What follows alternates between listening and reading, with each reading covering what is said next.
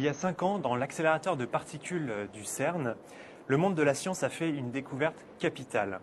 Après plusieurs décennies de trac et d'expériences, les scientifiques ont annoncé le 4 juillet 2012 avoir enfin obtenu une trace du boson de Higgs. Il s'agit d'une particule dont l'existence a été postulée dans les années 60 par 3 scientifiques, François Englert, Robert Broux et Peter Higgs. Ils ont d'ailleurs reçu le prix Nobel de physique à l'automne 2013. Très bien. Mais pourquoi cette découverte a-t-elle été aussi importante?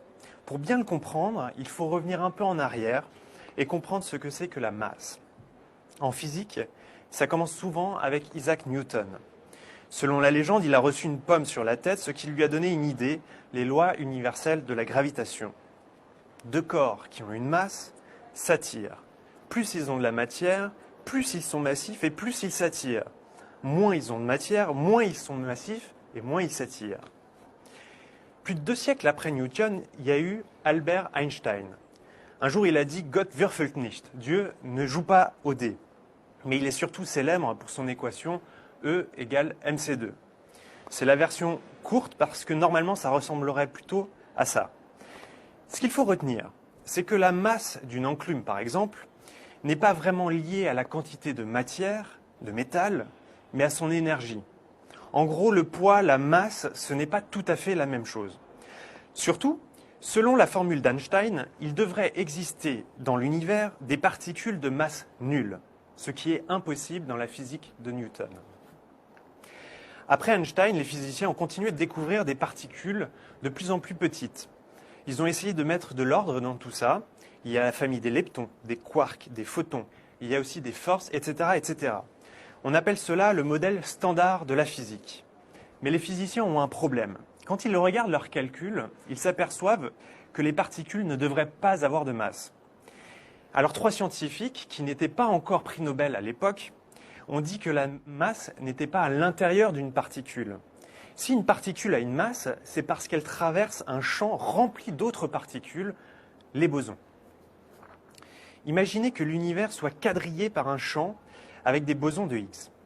Quand un photon, la particule de la lumière, passe à travers, il n'entre pas en interaction avec le champ. Il n'a donc pas de masse. Maintenant, c'est un quark qui passe à travers. Contrairement au photon, il entre en interaction avec les bosons. Il est freiné. Et c'est pour ça qu'il a une masse. Vous n'avez pas compris. Alors imaginez un cocktail avec des centaines de physiciens. Eux, ce sont des bosons de Higgs. Sur le buffet, il y a une pina colada. Albert Einstein arrive, on va dire que c'est une particule de quark.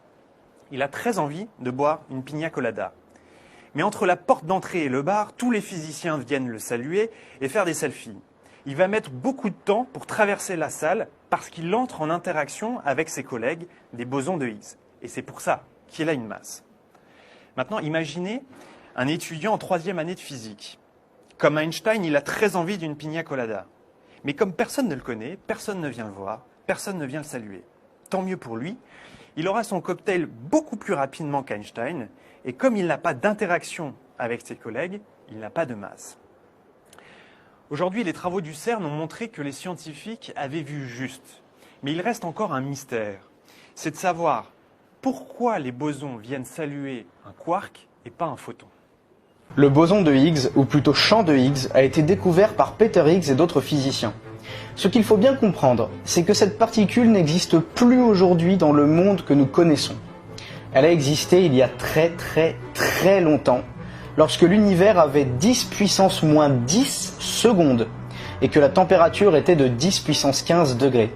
On est donc à une époque où l'univers était âgé de même pas une fraction de seconde, donc quelques infimes instants après le Big Bang. Lors de ce très court instant, les particules ont donc été projetées, et à ce moment, le boson de Higgs est apparu. Du coup, quel est l'effet de ce fameux boson de Higgs, et pourquoi on l'appelle la particule de Dieu?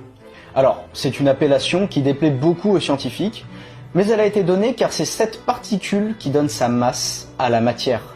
Lors de l'époque de la première fraction de seconde de la naissance de l'univers, je vous ai dit que cette particule, ou plutôt ce champ de Higgs, a été libéré. Eh bien, à cette même époque, toutes les autres particules que nous connaissons avaient une masse complètement nulle. Et c'est leur interaction avec le champ de Higgs qui leur a donné une masse propre. Mais alors, comment ça s'est fait? Eh bien, en traversant ce champ, chaque particule ont plus ou moins interagi avec le boson de Higgs.